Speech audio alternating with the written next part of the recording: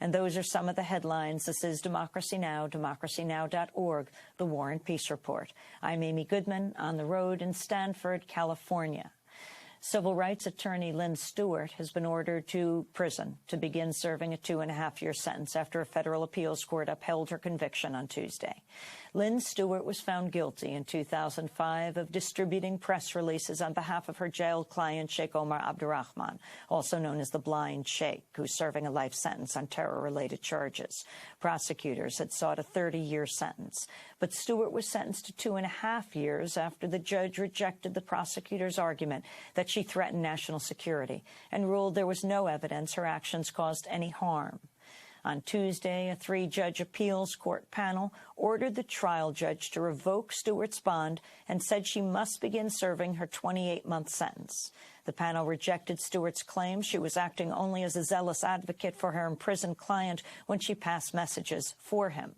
The appellate ruling said, quote, a genuinely held intent to represent a client zealously is not necessarily inconsistent with criminal intent. The panel also described Stewart's 28-month sentence as, quote, strikingly low, and sent the case back to the trial judge to determine whether she deserved a longer prison term. The ruling said Stewart, who's 70 years old, was to surrender to U.S. Marshals immediately, but her lawyers won her an extension until at least 5 p.m. today. Well, Lynne Stewart has come to our studios here in New York, and we welcome you, Lynne, to Democracy Now! Can you describe your reaction to the ruling? Well, in its sweeping and negative tone, I must say I was first a little bit shocked because we had expected, or had hoped at least, that some of these important constitutional issues would be decided, and then very disappointed. On my own behalf, certainly, personally, you can't discount, but actually for all of us, Amy, because these important constitutional issues, the right to speak to your lawyer privately without the government listening in, the right to be safe from having a search conducted of your lawyer's office, all these things are now swept under the rug and available to the government. Can you, for people who haven't followed your case, explain exactly what happened, why you were charged? I represented Sheikh Omar at trial. That was in 1995, along with Ramsey Clark and Abdeen Jabara. I was lead trial counsel. He was convicted in September of 95, sentenced to a life prison plus 100 years, or one of the usual outlandish sentences. We continued, all three of us, to visit him while he was in jail. He was a political client. That means that he is targeted by the government, and because it is so important to prisoners to be able to have access to their lawyers. Sometime in 1998, I think maybe it was, they imposed severe restrictions on him. That is, his ability to communicate with the outside world, to have interviews, to be able to even call his family was limited by something called special administrative measures. The lawyers were asked to sign on for these special administrative measures and warned that if these measures were not adhered to, they could indeed lose contact with their client, in other words, be removed from his case. In 2000, I visited the Sheikh, and he asked me to make a press release. This press release had to do with the current status of an organization that at that point was basically defunct, the Jamaat Islamiyah, and I agreed to do that.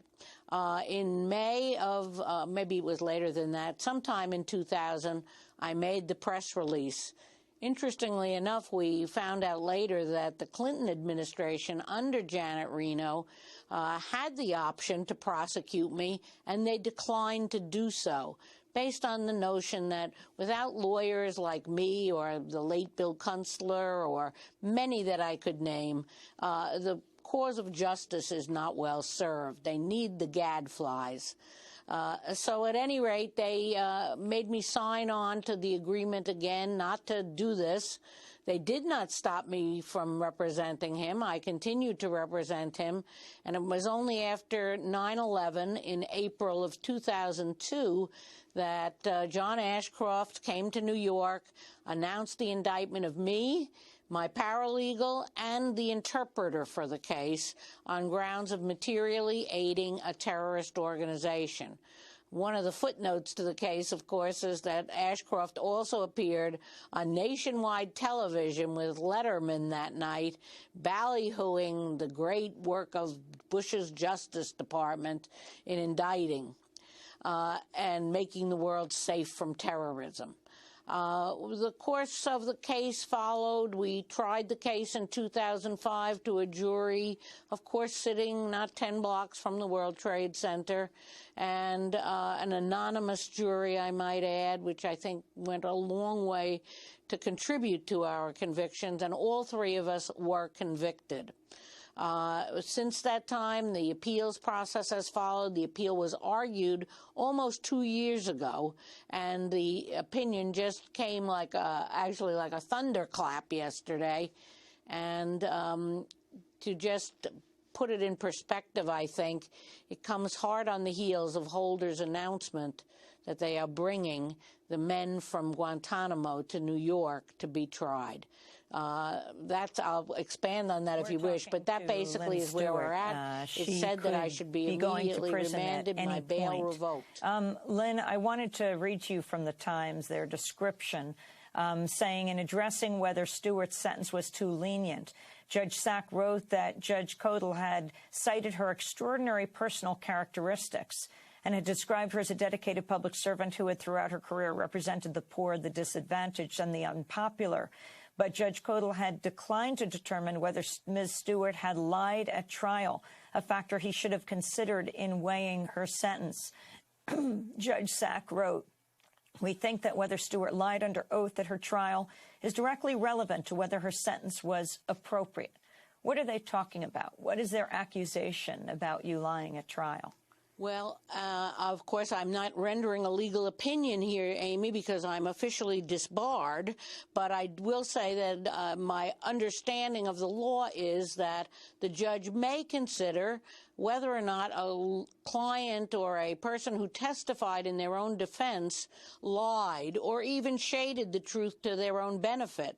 And my sense of reading, and I haven't read them over recently, but my sense of the sentencing was that the judge did consider it, at least in a manner. He basically said he did not think it was relevant, and the Court of Appeals argued with this. I, of course, committed no perjury. I spoke on my own behalf. I described what I did. I'm not sure that the Court of Appeals may have liked what I said, but that is, because the U.S. Attorney went into my politics at great length, as if to say, see, she has radical politics, so we know she would have done something radical.